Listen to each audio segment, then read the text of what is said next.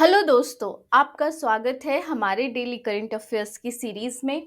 आज हम डिस्कस करेंगे 26 अप्रैल के कुछ इम्पॉर्टेंट करंट अफेयर्स। तो हमारे साथ बने रहिए सेशन के एंड तक। तो चलिए स्टार्ट करते हैं आज का हमारा सेशन। आज यानी 26 अप्रैल को हम सेलिब्रेट करते हैं वर्ल्ड इंटेलेक्चुअल प्रॉपर्टी डे। इसे सेलिब्रेट किया जाता है इनोवेशन और क्रिएटिविटी में इंटेलेक्चुअल प्रॉपर्टीज के रोल को प्रमोट करने के लिए इसे हर साल 26 अप्रैल को मनाया जाता है। नाउ अगर हम 2024 के इस साल के थीम की बात करें तो इस साल का थीम है IP and the SDGs, building our common future with innovation and creativity. ये है हमारे 2024 का वर्ल्ड इंटेलेक्चुअल प्रॉपर्टी डे का थीम। चलिए अब हम अपने एमसीक्यूज की तरफ बढ़ते हैं। स्टार्ट करते हैं हमारा पहला आज का एमसीक्यू। आज का पहला क्वेश्चन है, who design the new logo and motto adopted by the IHRC। Option A है श्री सौर्य प्रताप सिंह, ऑप्शन बी है श्री राकेश कुमार, ऑप्शन सी है Shri Rajesh Kumar and option D है श्री अमित कुमार। इसका आंसर हो जाएगा ऑप्शन नंबर ए यानी श्री सौर्य प्रताप सिंह। अगर हम इसके बारे में बात करें IHRC के बारे में, उसके पहले हम एक और क्वेश्चन देखते हैं, फिर हम इसके बारे में डिटेल में जानते हैं। अगला क्वेश्चन है, what is the primary function of the Indian historical records Commission. Option A है to advise the government of India on the management of records and their use for historical research. Option B है to create and maintain historical records and option C है to promote cultural heritage and option D है to preserve archaeological sites. तो इसका answer हो जाएगा option number A यानी IHRC का जो प्राइमरी फंक्शन है वह है to advise the government of India on the management of records and their use for historical research. तो ये हमने जान लिया। अब हम जानते हैं इसके बारे में थोड़ी डिटेल्स जानते हैं। रिसेंटली IHRC द्वारा न्यू लोगो एंड मोटो जो है उसे अडॉप्ट किया गया है। ये है न्यू लोगो, इससे अडॉप्ट किया गया है और इसे किसने बनाया है? इसे श्री सौर्य प्रताप सिंह ने बनाया है।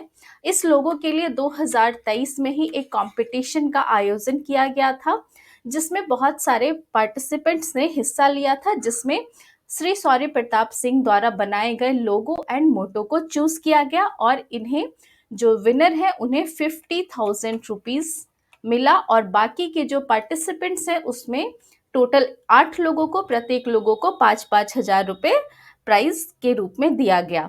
अब अगर हम लोगों की बात करें तो यह जो लोगो है यह IHRC के थीम और यूनिकनेस को बताता है।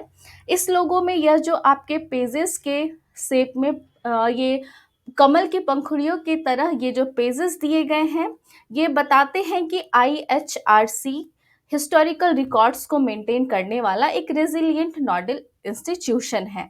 यहाँ पे सारनाथ पिलर भी है मिडिल में, यह रिप्रेजेंट करता है हमारे कंट्री के ग्लोरियस पार्ट को, और यह जो ब्राउन कलर है यह रिप्रेजेंट करता है कि इंडिया के हिस्टोरिकल रिकॉर्ड्स को प्रेजेंस करने के हमारे IHRC के मिशन को बताता है।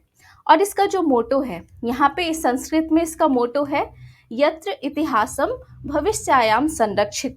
इसका जो इंग्लिश है, इसका इंग्लिश होता है where history is preserved for the future, जो IHRC के सिग्निफिकेंस को बताता है।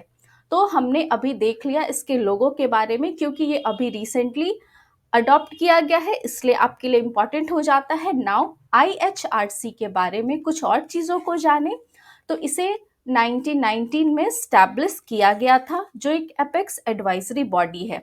हमने नेक्स्ट क्वेश्चन में देखा था कि इसका फंक्शन क्या है। इसका फंक्शन है गवर्नमेंट ऑफ इंडिया को एडवाइस करना, मैनेजमेंट ऑफ रिकॉर्ड्स और हिस्टोरिकल रिसर्च के मामले में गवर्नमेंट ऑफ इंडिया को एडवाइस करना।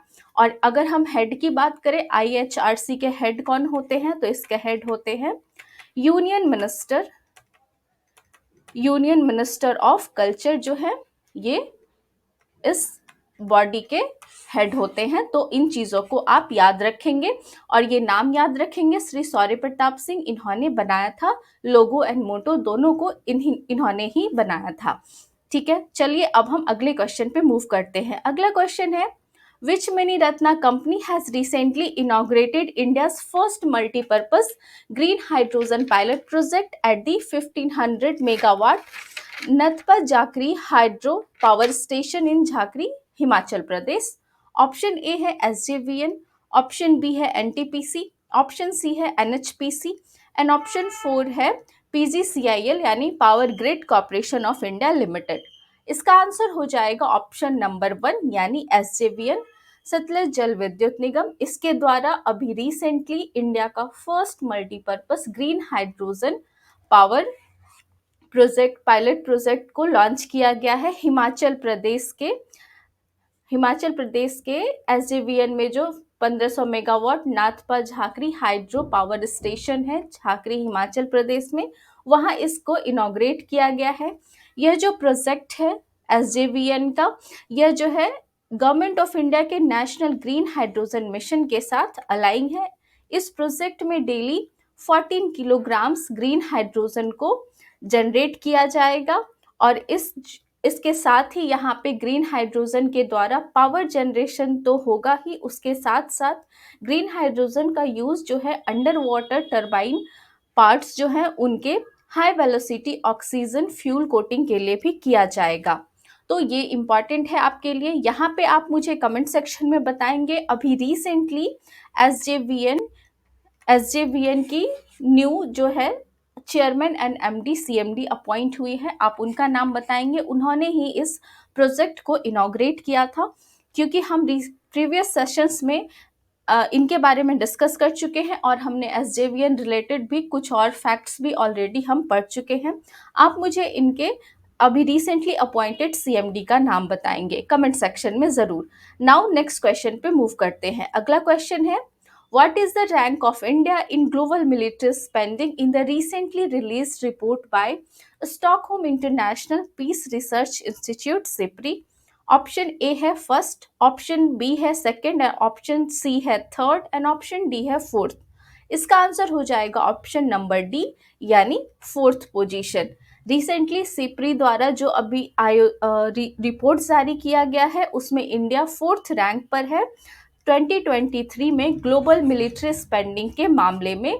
और क्या एक्सपेंडिचर है इंडिया का 2023 में, तो 83.6 बिलियन डॉलर्स जो है इंडिया ने स्पेंड किया है और वह ग्लोबली फोर्थ रैंक पर है इंडिया। अगर हम बात करें इंडिया के और कितना इंक्रीज हुआ है, तो 2022 से अगर हम कंपेयर करें 2023 के स्पेंडिंग को, तो 4.2% इंक्रीज हुआ है। और अगर हम 2014 से कंपेयर करें तो 2014 से 2024 तक में टोटल 44% का लगभग इंक्रीमेंट हुआ है स्पेंडिंग में। और अगर हम बाकी के रैंक मतलब बाकी के और कंट्रीज की बात करें कि फर्स्ट कौन है, सेकंड कौन है, थर्ड कौन है, तो फर्स्ट प्लेस पे है यूएस, सेकंड प्लेस पे है चाइना एंड थर्ड प्लेस पे है रसिया और फोर्थ प्लेस पे तो अभी हमने देखा हमारा इंडिया है। तो इस चीज़ को आप याद रखेंगे। आप चारों नाम, आपको चारों रैंक याद रखना है कि ग्लोबल मिलिट्री स्पेंडिंग जो रिपोर्ट रिलीज हुई है स्टॉकहोम इंटरनेशनल पीस रिसर्च द्वारा रिसेंटली, तो उसमें यूएस फर्स्ट रैंक पे है, चाइना सेकंड रैंक पे है, रसिया थर्ड एंड इंडिया फोर्थ। और इंडिया की टोटल स्पेंडिंग्स थी 2023 में 83.6 बिलियन डॉलर्स। नाउ अब हम अगला क्वेश्चन देखते हैं। अगला क्वेश्चन है, which Indian team won the crash and burn award in the NASA human exploration rover challenge?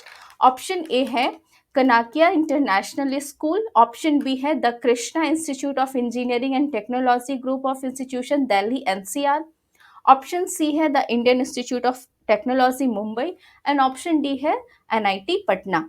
इसका आंसर हो जाएगा ऑप्शन नंबर बी यानी Krishna institute of engineering technology group of institution Delhi NCR. इस टीम के द्वारा नासा का human exploration rover challenge में crash and burn award जीता गया है।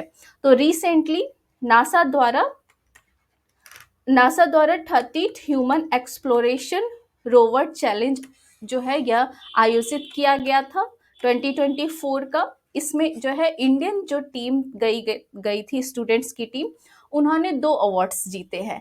फर्स्ट अवार्ड तो आपका था क्रैश एंड बर्न अवार्ड, जिसे जीता है अभी हमने देखा केआईटी ग्रुप दिल्ली एनसीआर की स्टूडेंट की टीम ने जीता। नेक्स्ट अवार्ड है रूकी ऑफ द ईयर अवार्ड। इस अवार्ड को जीता है कनाकिया इंटरनेशनल स्कूल मुंबई के द्वारा। तो ये दोनों चीज़ों को आप याद रखेंगे कि recently 30th human exploration rover challenge NASA द्वारा आयोजित किया गया, जिसमें 2 टीमों ने जीता है इंडिया से। फर्स्ट टीम है, एक टीम है कनाकिया इंटरनेशनल स्कूल मुंबई, जिसने रूकी ऑफ द ईयर अवार्ड जीता है, और नेक्स्ट टीम है Krishna institute of engineering technology KIT group Delhi NCR, जिसने क्रैश एंड बर्न अवार्ड जीता है।